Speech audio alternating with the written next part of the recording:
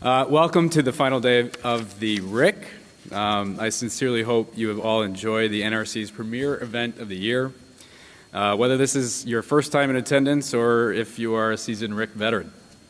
As I conclude my first RIC as a commissioner, I can say that I am thoroughly impressed by the work of our staff behind the scenes to deliver such a seamless experience. So before we begin, please join me in a round of applause for the efforts of the staff here. Thank you. And I'm also inspired by the enthusiasm of our attendees, and I appreciate the commitment of all of you in this room and online who have stuck it out for this final session of the week. And in just a few short minutes, I'm going to go collapse in a heap in my office, like many others, but I'm sure. But before I do, I'm excited to be joining Teresa Clark as co-chair of this session entitled Shortening the Half-Life of Advanced Fuel Development in Light Water Reactors. In a moment, our esteemed panel will be discussing the latest advancements in the pursuit of safer, more efficient fuels for the nation's reactors. And just real quick, I want to acknowledge Teresa for her contribution to the NRC over many years. And unfortunately, she will be leaving us here shortly. But let's put her on the spot right now and say thank you, Teresa, for your contributions, and congratulations on moving on to bigger and better things. Thank you.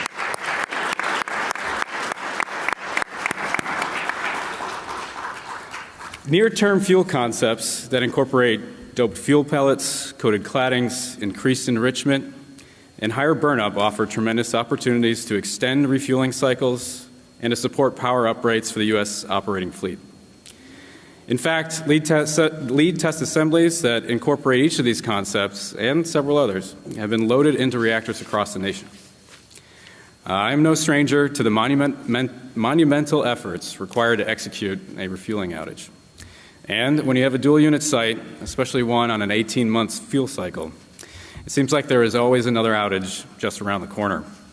Extending these cycles can pay dividends to both licensees and ratepayers, not to mention the benefits of keeping clean energy operating on the grid that would otherwise likely be replaced by polluting sources with the plants offline. To realize the goal of longer cycles and more resilient fuels, much of the focus is turned to the development of accident-tolerant fuel forms, offering both safety and economic benefits. In 2012, following the Fukushima nuclear accident, Congress mandated that the Department of Energy initiate a research effort to develop new accident-tolerant fuels that would be more resilient and increase coping times.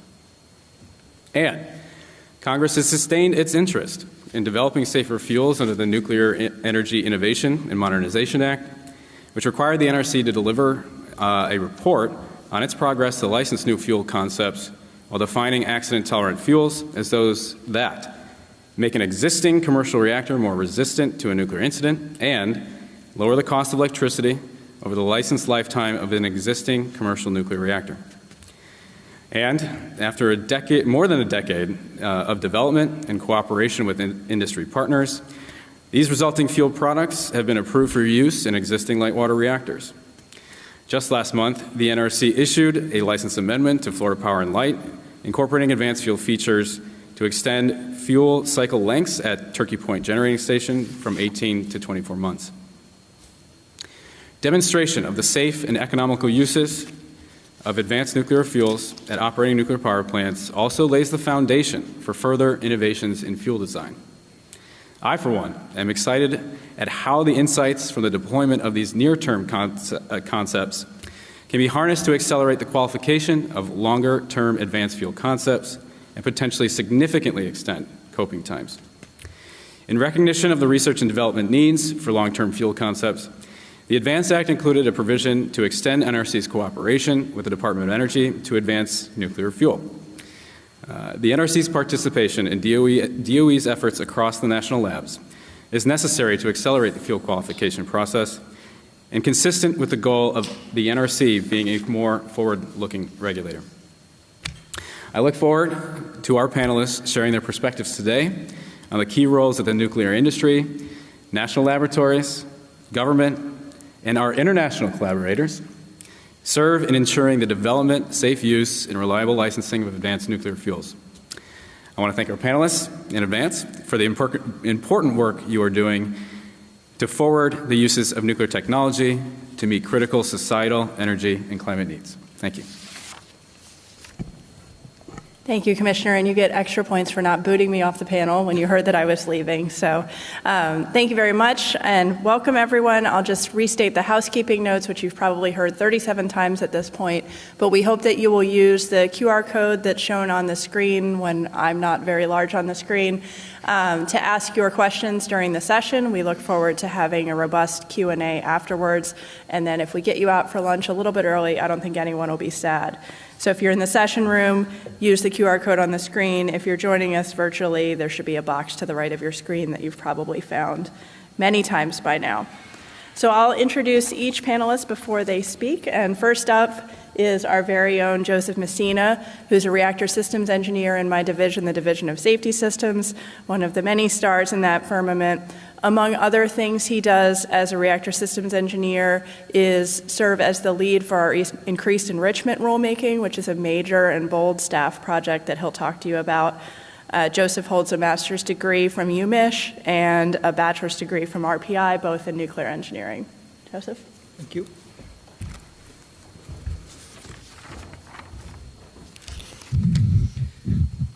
Check.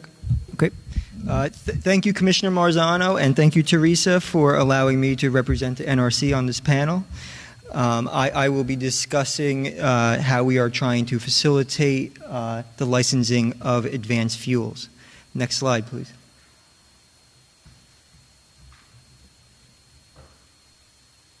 Next slide, please. Yep, there we go. Thanks. So you've seen and heard the phrase modern risk-informed regulator many times. For years now, the NRC has been developing various initiatives to modernize our processes and leverage risk information in our regulatory activities. We've made progress. For example, we've developed the RIPE process, the Very Low Safety Significant Issue Resolution process. We've created and enhanced LIC 206 and LIC 504, and we've modernized our infrastructure to utilize digital tools more effectively. Last year, the ADVANCE Act passed with significant bipartisan majorities in both houses of Congress, sending a clear signal that there is a consensus that nuclear power should play a significant role in the U.S. energy mix for the foreseeable future. In order to facilitate this objective, the NRC is being challenged to consider how to remove roadblocks while continuing to maintain the fundamental goals of providing reasonable assurance of adequate protection of public health and safety, promoting the common defense and security, and protecting the environment. One of the specific areas highlighted in the ADVANCE Act was for advanced fuel technology, which is the topic of this panel discussion. As the NRC evolves to meet the provisions of the ADVANCE Act, we are privileged to have the leadership of Commissioner Marzano here at the NRC and in this room, since he helped in the development of the Act. Next slide, please.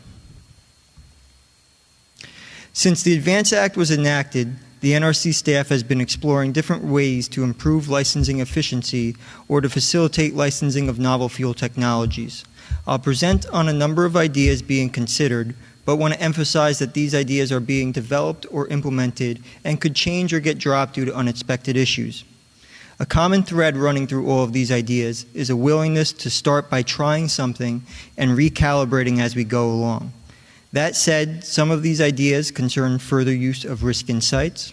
Others are associated with the increased enrichment rulemaking and the regulatory framework being proposed therein. And finally, some ideas seek to better utilize our current regulatory tools and processes. Next slide, please. I won't go into too much detail on the first item here, since there was a separate RIC session on power uprate efficiencies earlier this week.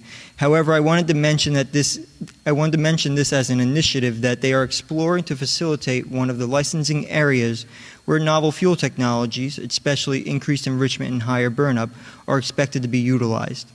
This would establish a graded approach in the licensing review, where the level of detail and scope of review is scaled in a manner consistent with its risk and safety significance. The second item here is described in the Reactor Accident Analysis Modernization, or RAM report, Currently, the standard to meet the high level of probability requirement within the emergency core cooling system regulatory requirements is to use a 95% probability with a 95% confidence. The RAM team is currently exploring the possibility of using risk information to justify a lower probability and/or confidence level if appropriate. Such an approach could help enhance the benefits of the adoption of novel fuel technologies. Next slide, please.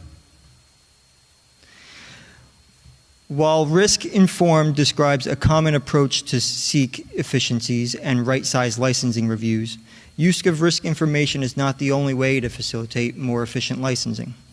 The proposed increased enrichment rulemaking strives to establish a more flexible regulatory framework with technology-neutral criteria for fuel cladding system performance during loss of coolant accidents.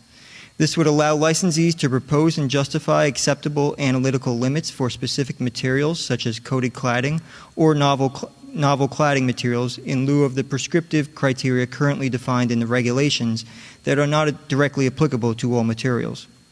In addition, the proposed definition of core coolability is being aligned better with the intent of avoiding gross core failure, which is not necessarily incompatible with some limited amount of fuel dispersal due to cladding failures.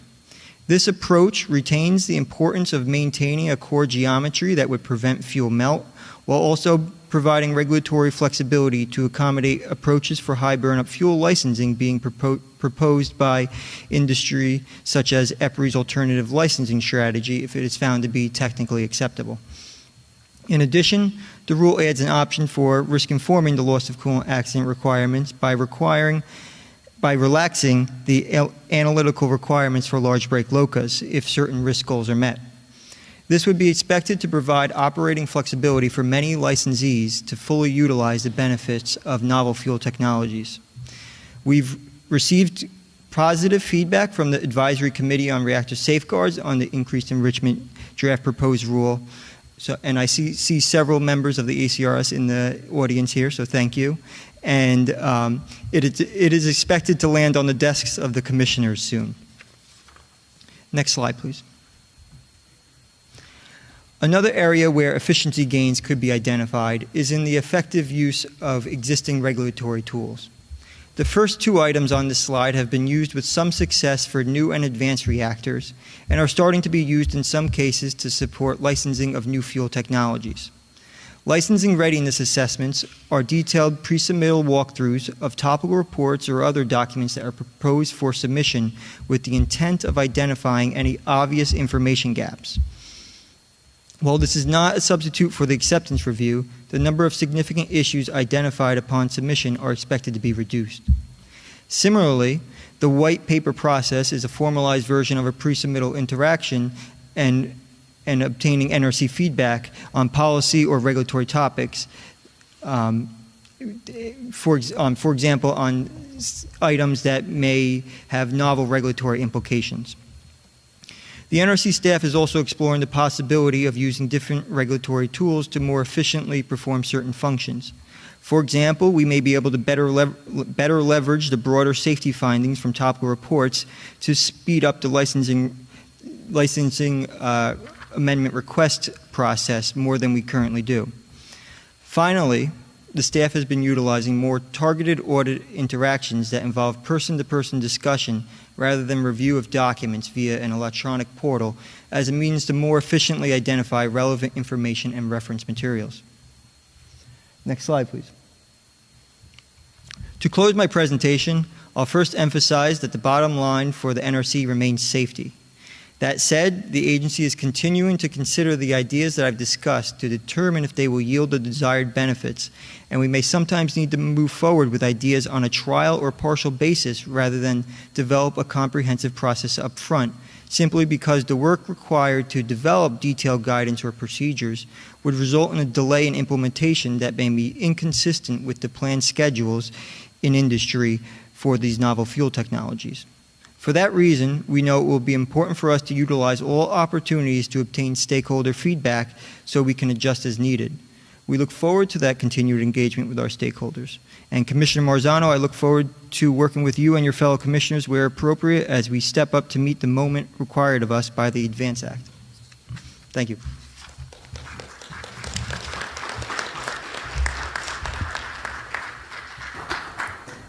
Thanks, everyone. I like clapping in between. It mixes things up. All right, so our next speaker is Dr. Dan Wachs. He's from Idaho National Lab, and he's the National Technical Director for the DOE's Advanced Fuels Campaign. And so under his purview are both the near-term technologies like accident-tolerant fuels that we'll be mostly talking about today, as well as a broad range of next-generation fuel technologies, including advanced reactor fuels. And he's been at Idaho National Labs for over 25 years. So we're really looking forward to your talk. Thanks. All right, thank you, Teresa. It's a pleasure to be here at such an important moment in the nuclear industry. It's part of this conference. So, yes, mentioned, I'm Dan Wachs. I'm the National Technical Director for the Advanced Fuels Campaign. Why don't we hit the next slide?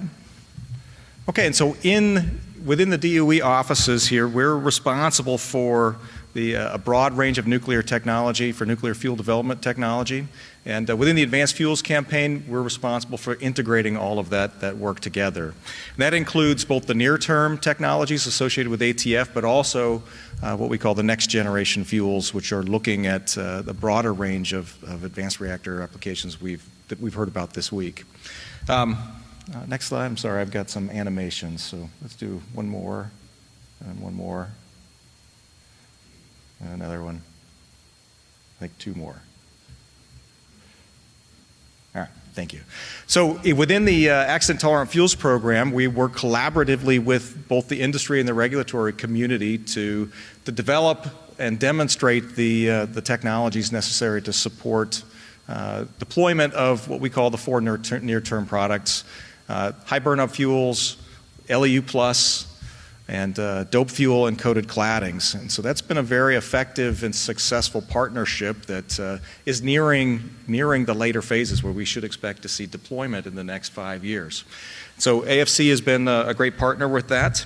We've been focused on generating the fuel performance database that's necessary to help the community be successful with that. We also have significant activities associated with the long-term technologies. So we're working on both an advanced LWR portfolio. We're looking at products that will impact beyond 2030 and 2035. Maybe those will be in the Generation 3+ and SMR space as well. So that piece of the program is emerging. We're also responsible for the reference fuels that will be used to launch the initial wave of advanced reactors, including metallic fuels for sodium fast reactors and the TRISO fuel for advanced gas reactors. But we also recognize that those technologies, as they come onto the grid, will not be mature, and they'll need to go through an optimization phase to really get the maximum benefit to those applications. And so we anticipate a near-term effort to drive to qualification by hopefully 2027 or sooner to support the licensing applications that those organizations will present to the NRC, but also a sustaining program over the long term that'll help those develop even further. We also recognize there's long-term emerging technologies that need support for research and development, including molten salt fuels and other applications like microreactors and research reactors that will fit into the broader portfolio of the Advanced Fuels Campaign. Next slide, please. One of the enduring outcomes of the ATF program, we realized in when we began this program in the early 2010s, that much, if not all, of the LWR R&D capabilities of the United States had basically eroded away, and that we had outsourced that infrastructure and activity to facilities in Europe and Russia. We learned pretty quickly that the loss of control of that kind of capability had potential risks to us, particularly when we looked at closure of the Halden facility, which was used by every vendor around the world, every regulator around the world, every research organization around the world to conduct critical R&D activities. So we were able to, as part of ATF, quickly correct that situation through steady investment over the last decade in recovering the ability of the United States, which is critical to maintaining our our innovation leadership in this field around the world. So we've seen that manifest itself in several key capabilities. You can see here on the far left is the radiation testing capability to do testing on fuels in the test loops at the Advanced Test Reactor in Idaho, the High Flux Isotope Reactor at Oak Ridge National Laboratory, and the MIT reactor in Boston. So those three capabilities give us a very comprehensive set of experimental facilities that we can use to do early phase R&D and also mechanistic scientific studies on it. Second piece is the hot cell facilities. So we have unique, large-scale, world-leading hot cell facilities at Idaho National Laboratory and Oak Ridge National Laboratory. There are lead test rods from ATF in both of those hot cell facilities as we speak, doing critical research to support the data, generating the data necessary to seek utilization and licenses for these technologies. And then lastly, the ATF program was very much responsible for the restart of the TREAT reactor at Idaho National Laboratory. This is the transient testing facility that can be used to simulate off-normal and accident events that are necessary to really demonstrate the advantage of ATF technology, but also other technologies of interest. So that facility had been in standby mode since the early 1990s when the R&D portfolio for the U.S. contracted and put on hold. So we spent the first 5 to 6 years of the ATF program restarting TREAT to serve a very important part of that mission going forward. And all of these assets, now that we've recovered them, will play a big role in U.S. leadership and innovation into the future. Next slide, please. So the last piece of this is one of our partner programs. So AFC works very closely with the Nuclear Energy Advanced Modeling and Simulation Program, the NEAMS program, which is investing heavily in developing modern analysis tools to be used in both the development of advanced technology, but also eventually the design, qualification, and licensing of that technology. And so those broad multi-physics codes that they're working on will allow us to link more closely nuclear fuel performance with reactor performance, and maybe even into fuel cycle considerations in the future. So there's been a strong collaboration between the program and the NRC and also industry that will see I think a rapid deployment of these new tools to help us deliver these technologies, but also implement many of the ideas associated with accelerated fuel qualification that link advanced modeling and simulation with modern data-rich experimentation efforts to get that technology into the marketplace much, much faster than we have historically. Okay, and I think that's my final slide. Yes. Okay, thank you.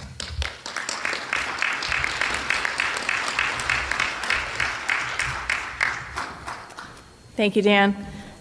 Next up in our panel is Cheryl Gayhart, who, fun fact, just like the commissioner to my right, was a senior reactor operator at Braidwood, so it's nice to see that coincidence here.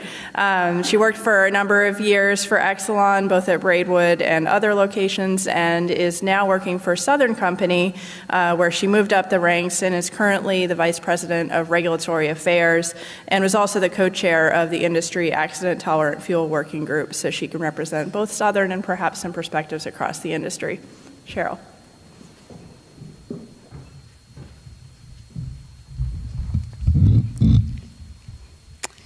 Thank you, Commissioner, Ms. Clark, and esteemed panelists for this opportunity to discuss enhanced nuclear fuel for today and tomorrow. As Ms. Clark said, I had the privilege of being a member of the Accident Tolerant Fuel Working Group, and sharing accomplishments of the past and a vision for the future is very exciting. Next slide, please. The U.S. Accident Tolerant Fuel Program in the last 7 years has seen more advancements in fuel technologies than the previous 40 years, and Southern Nuclear has been at the forefront and played a significant role in the deployment of ATF concepts. The history of the U.S. ATF program began in response to the earthquake and resulting tsunami in Japan in 2011. In 2012, Congress used the term accident-tolerant fuel for the first time, which marked the beginning of the program with a goal to load a lead test assembly or lead test rods and irradiate them by 2022. This goal was met when Plant Hatch loaded accident-tolerant fuel technologies in 2018, followed by 3 other utilities and 9 ATF concepts, all being loaded with the congressional goal date of 2022 being met.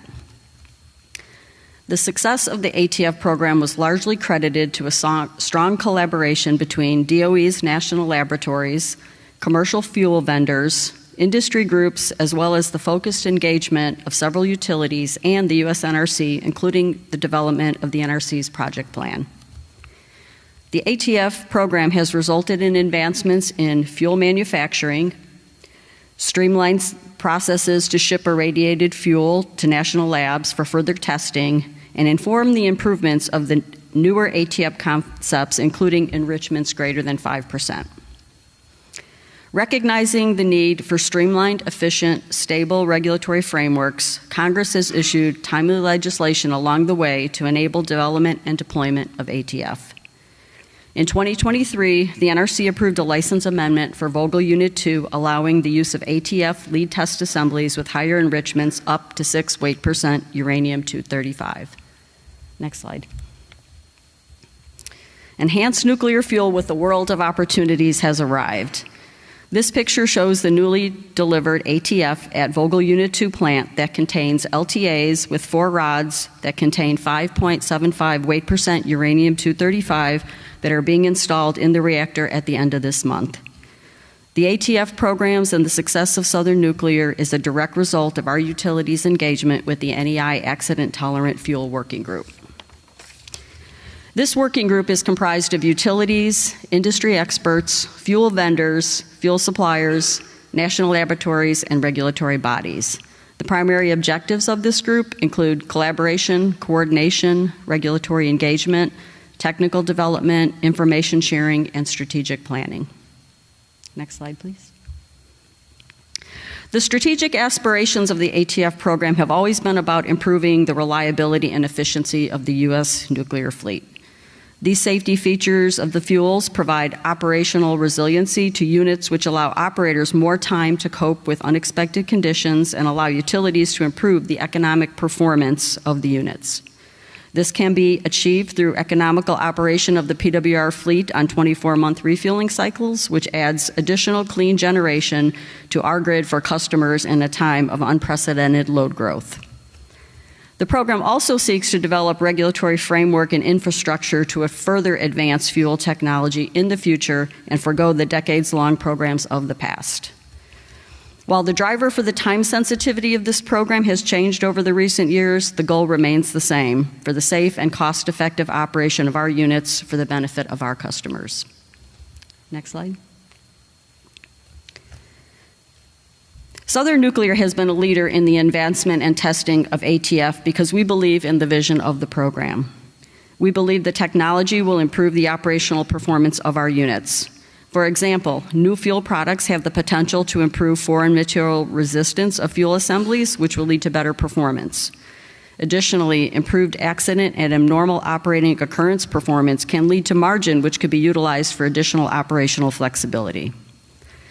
We anticipate 2 major waves of licensing actions as fuel technologies mature and utilities pursue power uprates, cycle extensions, and other assets enhancements such as MeliPlus. Our fleet has a 10-year-plus integrated strategy to achieve advanced fuel technology deployment concurrent with these other asset enhancements. As you can see on the timelines on this slide, the major licensing actions in the fuel and safety analysis space will be in 4 general categories of power uprates, operating domains, alternate source term, criticality, and analytical methods. Next slide. The regulatory infrastructure to achieve ATF must align with the principles Congress set forth in the ADVANCE Act. Changes to regulatory structure for dose calculations for higher burnups, EPRI's alternate licensing strategy to enable a risk-informed approach to LOCA analysis, and increased enrichment rulemaking is necessary. Stakeholder workshops, implementation burden, schedule, and the need for flexible and durable codified language and rulemaking is needed to support the future. The importance of modernization, regulatory stability, predictability, and efficiency in the internal processes will allow ATF to ensure efficient and needed electricity is delivered for the future. Last slide, please. Southern Nuclear is proud to have brought the nation's two newest nuclear units, Vogels 3 and 4, into service in the past 2 years. We are equally committed to the technology advancements that improve the reliability of our units, even the ones that have been running for 50 years. Thank you.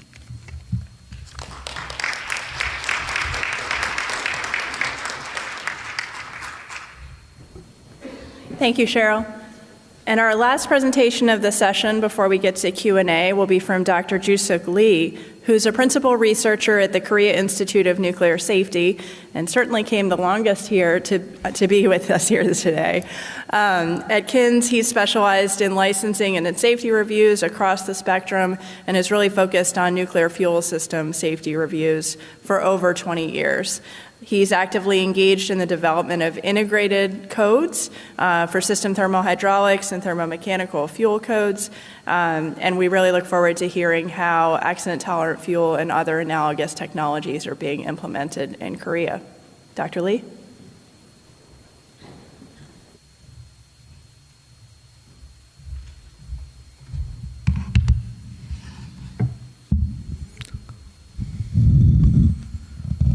Thank you. I am Joo-Suk Lee.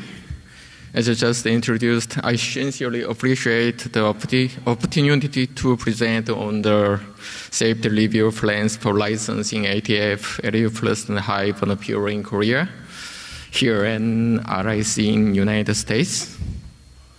Next slide, please.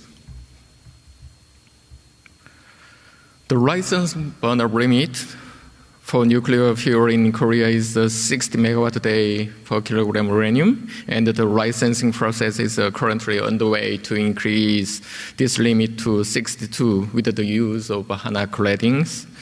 The enrichment level of uranium-235 is below 5%.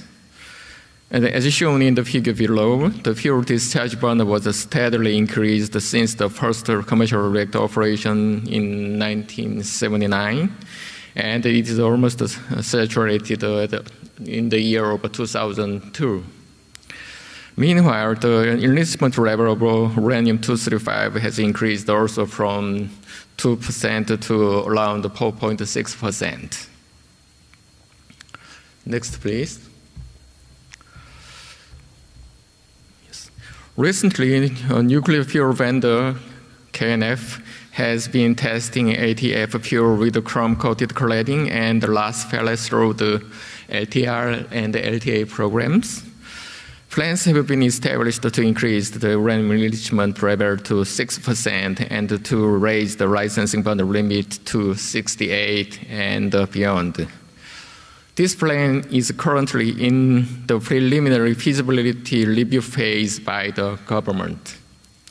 Furthermore, a research plan has been developed to slightly increase the enrichment level of a heavy water research reactor from natural to around 0.8 weight%. The ATF fuel is scheduled for licensing application in 1929. The extension of a burn limit up to 68 is also planned for the licensing application in 2031 also. Next, please.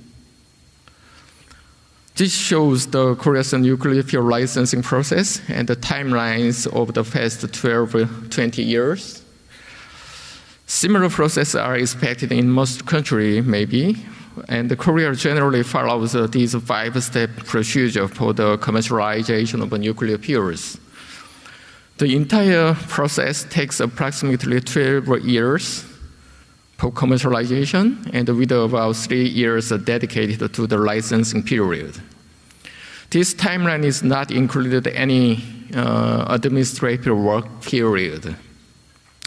However, this indicated that the current nuclear fuel licensing experience in Korea is already being carried out very efficiently.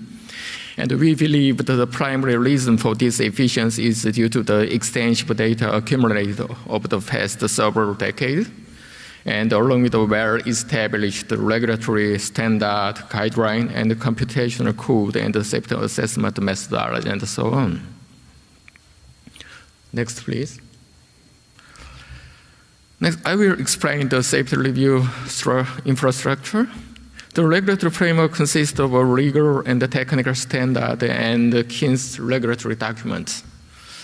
And for the licensing of ATF, aerofluid and high burner fuels, a regulatory framework assessment is required for both reactor safety and the fabrication, transport, and the storage facility area as well. Next, please. As for the potential revision or preparation of a technical standard, guideline or acceptance criteria, the near-term ATF fuel is not required any significant change. But a review of some criteria, such as the ECCS acceptance criteria, particularly regarding the oxidation limit, has to be considered. And additionally, supplemental review guidelines focusing on the Chapter 4.2 in FSAR appears to be required. For the aerofluid and high burner fuel, a significant revision to the technical standard and the guidelines are not required also. This is because Korea's technical standard do not specify any limit on burn-up or enlistment levels. But new guidelines or limited revision may be prepared in relation to the high burner fuel issues. Next, please. For the efficient and timely manner licensing, independent computational audit code and methodologies have to be established before licensing review. This slide presents the computational audit code currently used by KINS for audit of reactor core and accident analysis. To support regulatory audit of ATF fuels, regulatory research is being conducted to improve the fuel performance code and the thermal hydraulic accident analysis code. In addition, to ensure the timely licensing of ATF fuel, 4 Korean organizations, KINS, KGMP, KNF, and CARI signed a research agreement in 2022. As a part of this collaboration, we hold a regular information exchange meeting twice a year. Next, please. In this slide, I would like to introduce some regulatory research achievements for the audit of ATF high burner fuels. First, the improvements have been made to a fuel performance and accident analysis code for ATF performance analysis. And the preliminary assessment of burner performance and accidents are being conducted. Second, regarding the high burner fuels, a regulatory audit methodology has been developed for assessing fuel rod burst and dispersed fuel mass across the entire core during LOCA. Using this methodology, the fuel burst rate and the dispersed fuel mass has been evaluated. And additionally, an audit methodology has been developed to evaluate the possibility of liquid criticality, which is one of the safety issues related to the FFRD. And lastly, in high burn core, increased fission gas release and deteriorated fuel property can accelerate fuel deformation phenomena. This in turn may lead to the changes in hydraulic volume and the heat source and heat transfer characteristics. So to audit this effect, multidimensional computational code and audit methodology are currently being developed. Next, please. This is a summary. So I have briefly explained the nuclear fuel regulatory landscape in Korea over the past 20 years. And the nuclear fuel licensing review period in Korea takes approximately 20% of the total fuel commercialization period. It shows that we achieved a very highly efficient licensing process already. And this efficiency may be due to the well-established technical standard guideline and the regulatory audit computational code and methodologies. Since the ATF and aerofluid fuel is similar to identical to the existing U2 and Chiricahua fuel system, a comprehensive revision of a regulatory framework is not expected. However, to ensure efficient licensing process, regulatory authority should take a proactive approach. For example, one of the possible ways is to hold a periodic meeting between regulatory body and the fuel developer for information exchange and sharing evaluation data.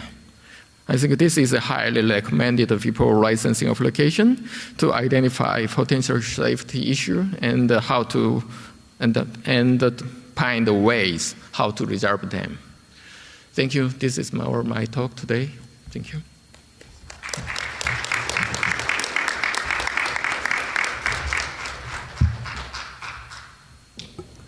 Thank you, Dr. Lee, and thank you to all of our panelists for such interesting presentations.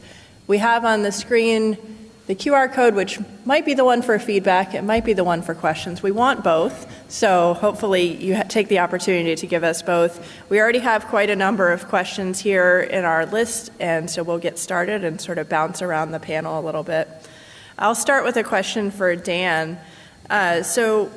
You talked about both the near-term concepts and what the next steps are beyond that. Can you talk a little bit about the priorities for the next stage of concepts of fuel?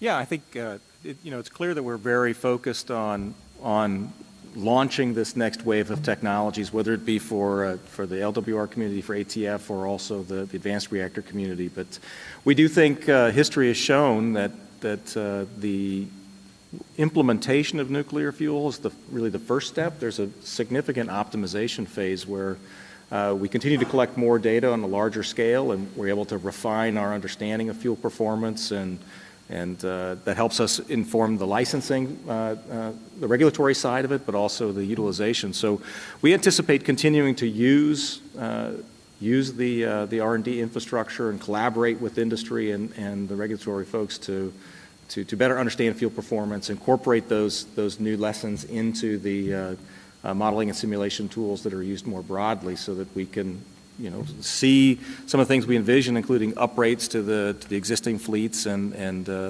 reduction in cost for fuel and all such things related to that. So we think there's a future for this, and we don't expect to get to that first finish line and be done.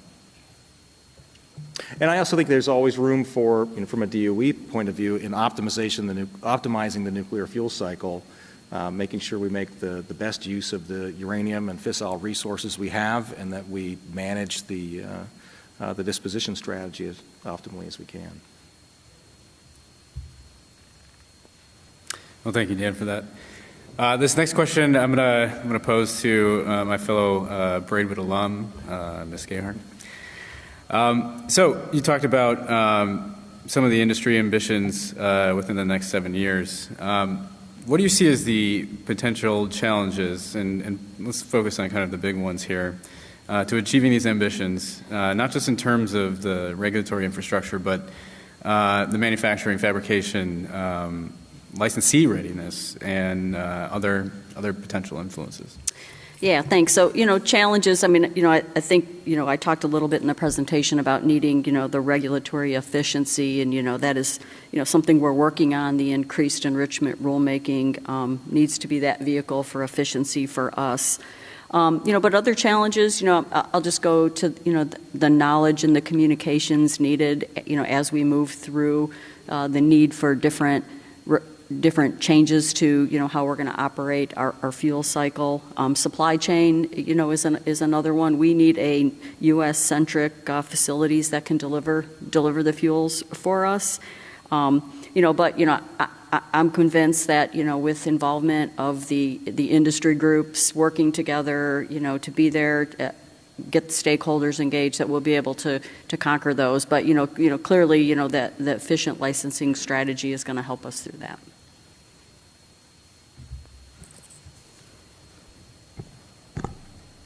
Thanks so much for that answer.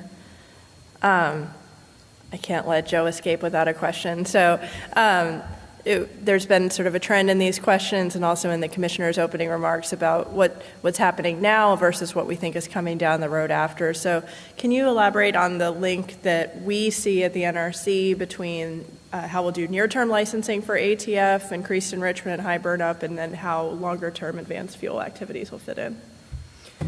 Yes, Thank you, Teresa. So that's a good question.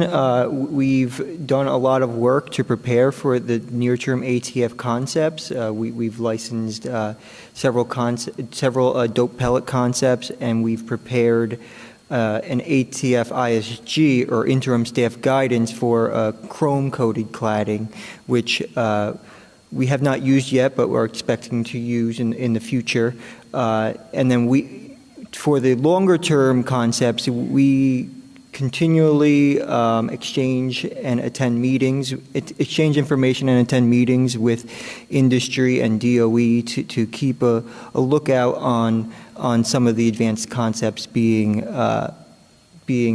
examined, and that helps us be better prepared for when they come in. Because, for example, we might have a better idea of the failure mechanisms of those fuels by attending these meetings with industry, DOE, and also attending technical conferences across the world. For example, our top fuel conference that we usually go to every year.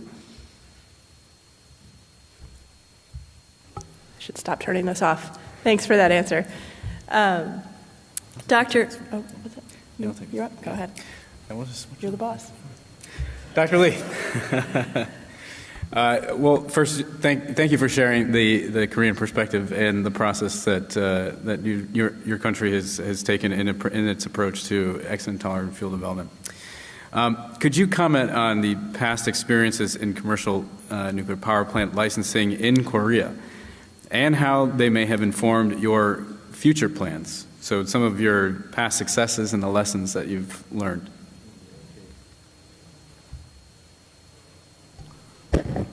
Thank you for the questions.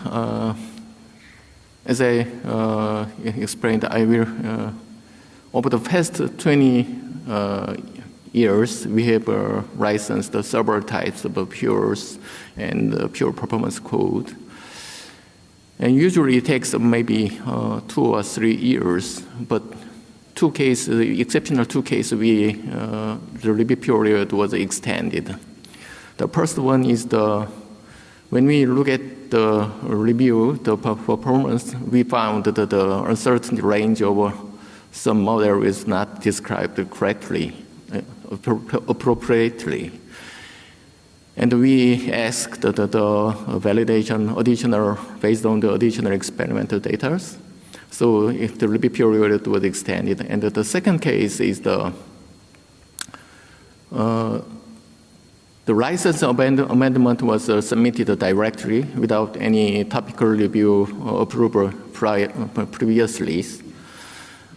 So, and in that situation, after finishing the review, we submitted the SAER report to the commissioner review stage, and they pointed out the additional licensing document revision, such as a radiological environment impact assessment report, needed to be revised altogether combined with this SAER amendment. So the review period was prolonged. So I think these two cases maybe suggest very important things. First one is we have to obtain the very sufficient data to assure the safety, pure performance. And the next one is even the docket review stage, we have to be careful about the revision of something licensed documents. So this is maybe we learned some things. So in the case of advanced pure version like ATF, we have to, maybe I think data will be very limited in this first stage. So maybe before the licensing submitter occurred, we need some discussions and point out some important factors between the regulatory body and the licensee. I think that is crucial steps for timely manner licensing in this area and the lesson learned from past experience. Thank you. Thank you. Thanks. I'm sure that our regulators are listening along to learn those lessons too, so I appreciate that. Dan, if you're good, I have a question for you. Perhaps an interesting one to be answering this week. How do you mentioned the importance of the investments over the last 10 years or so in those research facilities. How do you anticipate maintaining those facilities in the light of potential budget challenges going forward? Yeah, that's a great question, and it's something we've been talking a lot about actively. Currently, it looks like the major programs that we're interested in are continuing as planned. But this is always a concern that retaining the critical infrastructure in the nation through the ups and downs of emergent needs is something that we think a lot about. So we've been discussing how do you right size it? What do we think the regular demand from industry will be to use these critical capabilities? What's the demand from the long-term R&D community to use these facilities? And we want to make sure that we try to balance those peaks and valleys so that we're there for the right communities at the right time. So we do have an active, we got together with industry when Halden closed, for example, and did an assessment of the research capability gaps. And we used that information in order to focus on prioritizing development of those capabilities. That's something that we plan to do on a regular basis to renew what the National Light Water Reactor Test Bed needs to look like. What are the characteristics it needs to have? And how do we constructively use those in real time? We also want to do the same thing as we look at the advanced reactor space. What are the capabilities that are required to support the emerging industry, which might be slightly different than what we need in the LWR space? And things like the versatile test reactor call have come out of that in the past. So we need to be actively communicating and engaging with all the relevant stakeholders to make sure the tools are right, and then communicating that to our folks on the Hill that are essential to make sure that we continue to have access to those. So that process, I think, is important, and the lessons we've learned from the ATF partnership have been critical in establishing the lines of communication and building the right tools to do the right jobs. So I think that's something we'll have to be diligent over, regardless of what the political landscape looks like.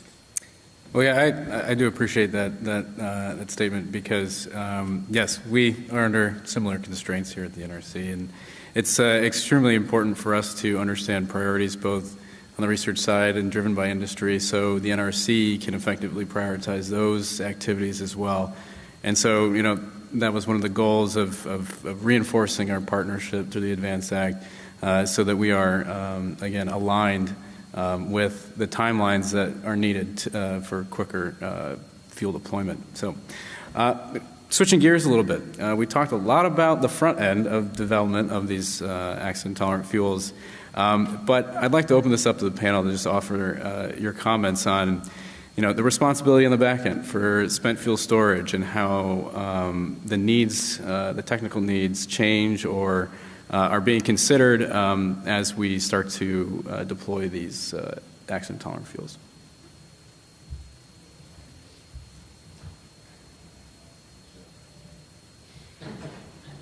Well, sure, I'll start with that one. So, the accident-tolerant fuel working group, that started, I talked about that in my presentation, that started, and a very critical piece of that was when the NRC laid out the project plan that kind of touched on all of the different avenues of the needs to deploy these fuels. So, of course, these fuels with, right now 5.75% weight percent uranium-235 is going in the reactor. That was approved through a license amendment.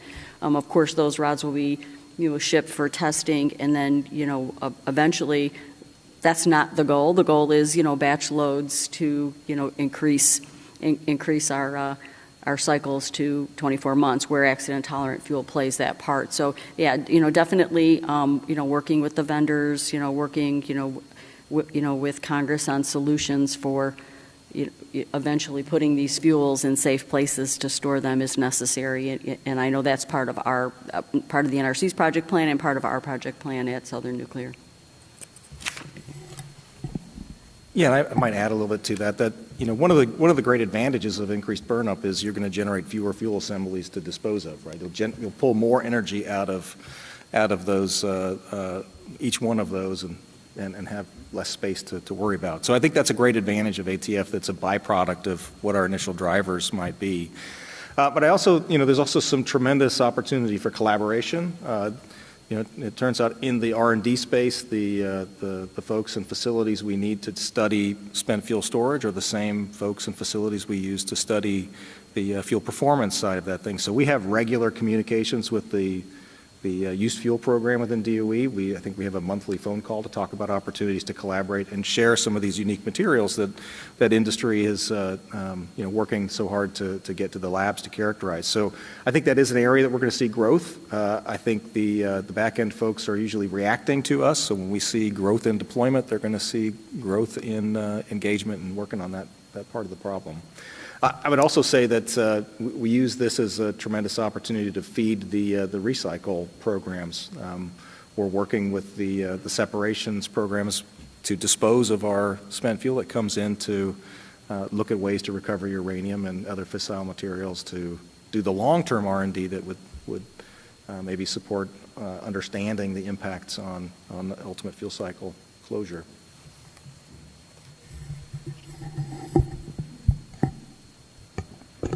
Thanks for those responses. It was very helpful.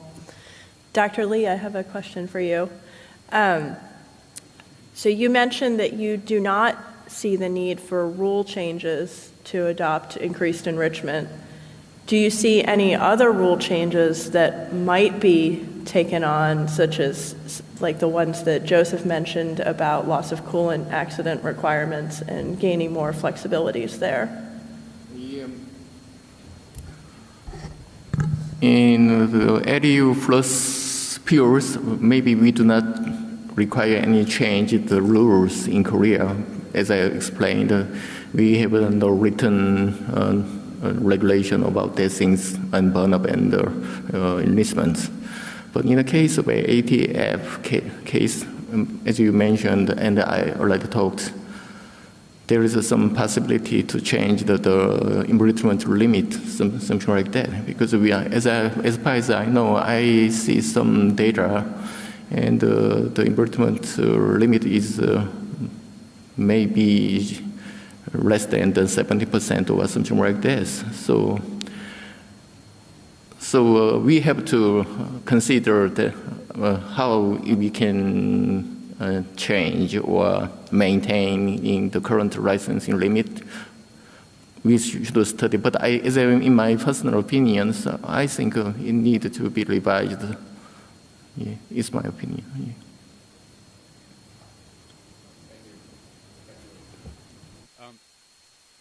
Yeah. Wait, can you hear me? There we go. Just need to get picked up there. We talked briefly about data collection and then the need for that to, some of the results of codes to inform where additional data is needed. And eventually, I imagine you reach a point where getting that additional data becomes a very big challenge, again, from our limited experimental resources. So as we were looking at kind of the concept of accelerating fuel qualification, both here at the NRC, and Joseph, I'm going to ask you to also kind of let our audience know a little bit about our efforts here. But when we reach those limits where we need to get a little bit more validation, and I'm thinking about how tools like machine learning algorithms and eventually maybe artificial intelligence can help inform the design process and potentially rely on those types of algorithms for licensing decisions. I know we're a long way off from that maybe, but maybe not. So please. Yes, so that is a very interesting question, and in terms of AI, I haven't seen too many applications of AI for fuel licensing, but I do believe some of the fuel manufacturers use AI to better select, alloying elements or which product and in designing their fuel products. So it is somewhat in the licensing process, and then for fuels, and then in other areas outside of fuels, we're seeing potential uses of AI in maybe thermohydraulics and for example, with like CHF and DMB correlations. In terms of fuel, we have not seen many people try to use AI to forego data, and that would be a little concerning to us because if they're extrapolating the data. But I do think that there could be some potential future uses for AI in the fuel development.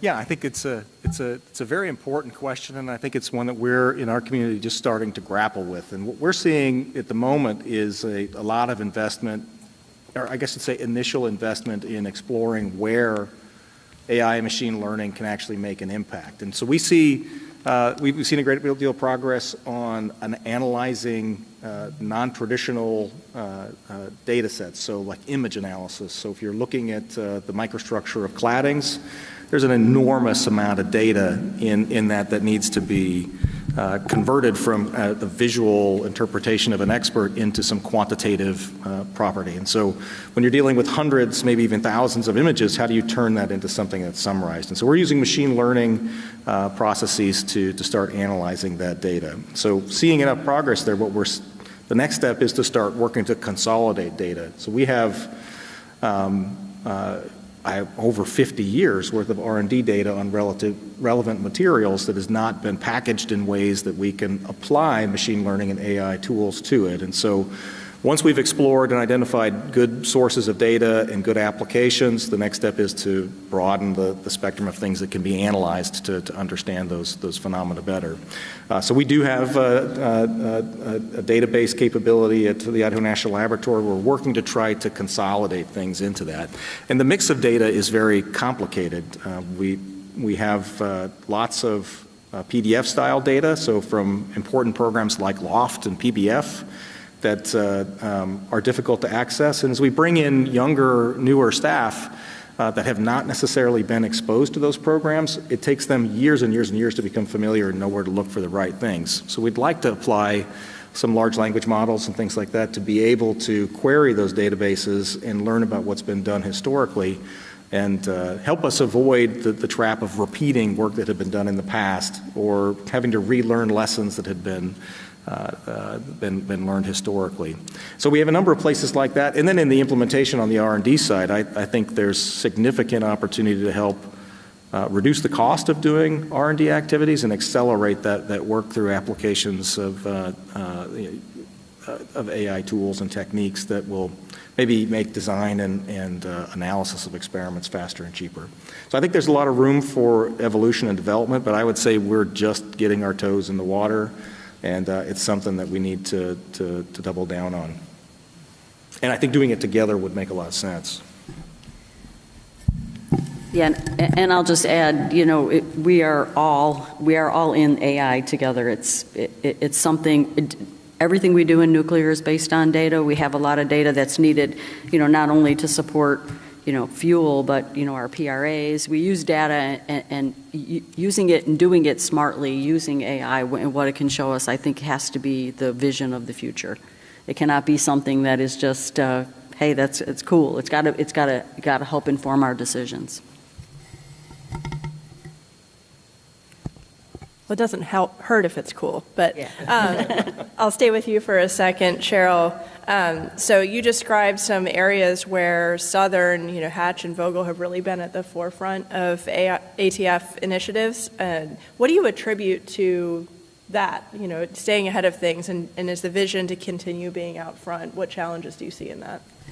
Yeah, what I attribute it to is really the industry coming together. I talked about it at the start of my presentation. The early days of the accident tolerant fuel working group was a vision that we've realized, and that was really the utilities, the fuel vendors, the labs, the NRC, sitting across the table, having those conversations with what do we need, and talking about them, having workshops, understanding, what we were trying to achieve and by when. I attribute that to the success. And, we weren't the only utility, but we were out there willing to say we've we've got this framework, we understand what it takes, and, now we want to see that vision.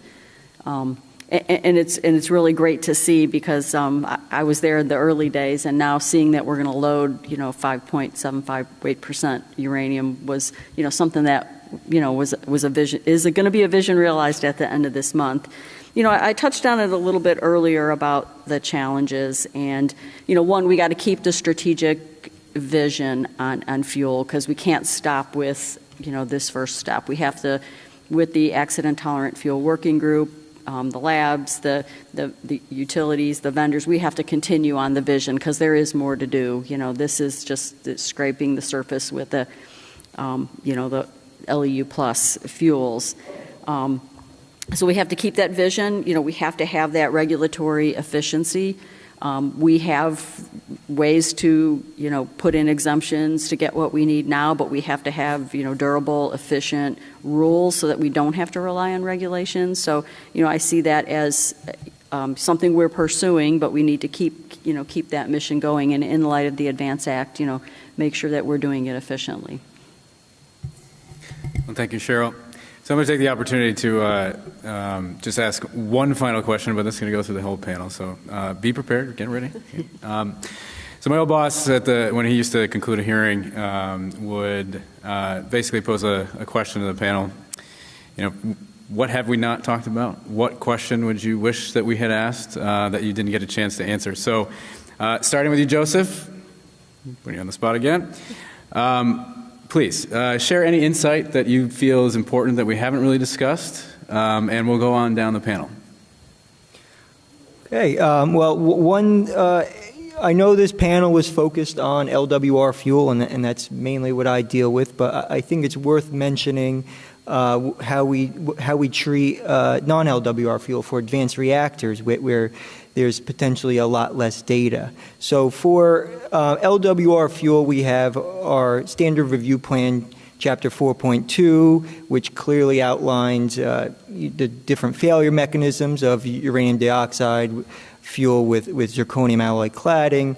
But for advanced reactors, for example, metallic fuel or TRISO, those failure mechanisms may not be as well established. There might be more work to do. So in our advanced reactor folks at the NRC have this new reg 2246, which was more of a top-down approach for fuel qualification, a general guide for fuel qualification, and then they've taken that new reg, that general fuel qualification guide, and they've applied it to different fuels such as molten salt fuel and metallic fuel, and they've published that in different new regs. So I do want to give a shout out to our advanced reactor folks, because we're dealing with ATF, which are more step changes. They're dealing more with these big changes of fuel that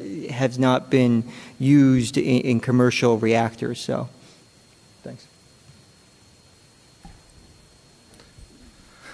Yeah, it's a challenge to answer. Such a great question at the end. We've had tremendous questions as we've gone, but I really look at, in addition to many of the things that we talked about, ATF has been a tremendous vehicle for us to, reestablish the collaboration between all of the relevant stakeholders, and I think we can't understate how important that is in the drive to moving forward with nuclear technology. We've reinvigorated infrastructure, and not just experimental infrastructure at the laboratories, but the ability to do novel things in the commercial fleet to bridge ideas to implementation.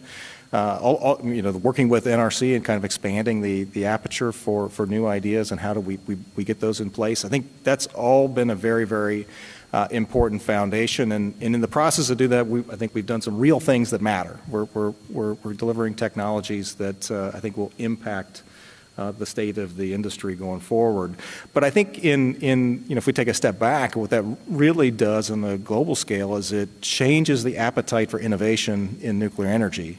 And the truth is that for us to stay competitive as an industry with other energy suppliers, we've got to be open to innovation. We've got to be able to implement it and really keep pace with what the world needs. We're talking about huge growth in electrical demand infrastructure and things that maybe following the pathways of the 60s and 70s are not going to get us there. We need to be looking at where we want to go in the future. And so that appetite, I think, is really a fundamental change. And I credit a lot of that to the success of what we've done with ATF.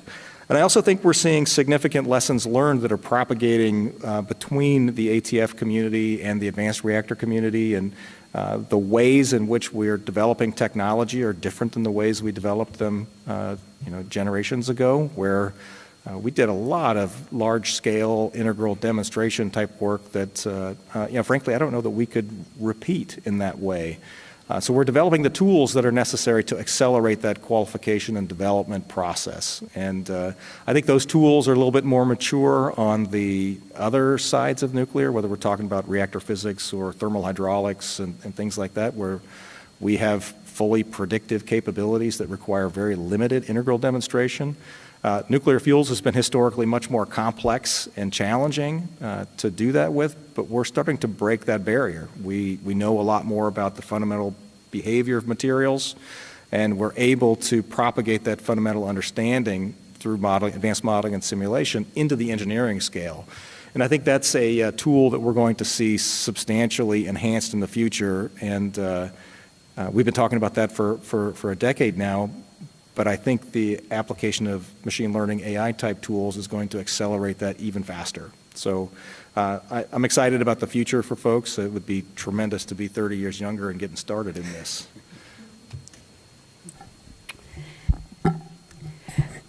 So I'll leave you with this. I put up a picture with the people from our plant standing around our accident-tolerant fuel. The most important part of operating our fleet is the people every day who are there operating the plant, who work on the plant, and also what's very important to the customers that we serve in our communities, and nuclear serves the community. So accident-tolerant fuel means less fuel, less outages, less waste, and all that means less dose to our people and at the plants who work there and less dose to the public. So I'd like to leave you with what I think is the most important thing is, really serving the people who serve us in our industry and also the community that we serve and keeping them safe with less dose.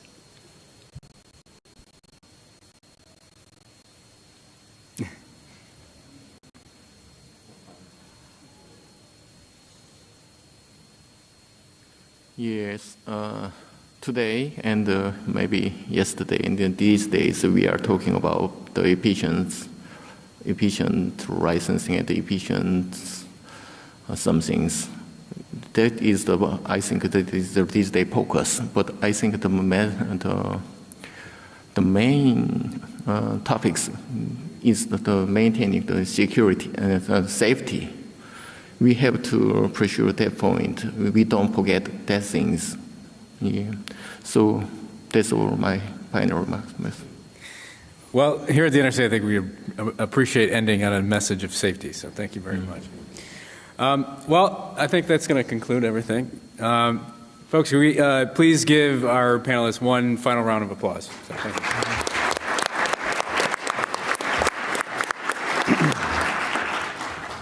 Thank you for your time and your informative presentations in the Q&A. It's clear to me, at least, and I hope to you, that there is a lot of exciting activity in the development of advanced fuel concepts and much more to come. My hope is that we're able to build on this progress towards the evaluation of new fuel forms for advanced non-light water reactors. As we wrap up, I want to thank all of you in the audience for your participation in this great session. Your energy insights and conversations are what make this conference a success. So, one final note. Please travel home safely, and we hope to see you again next year. Thank you all.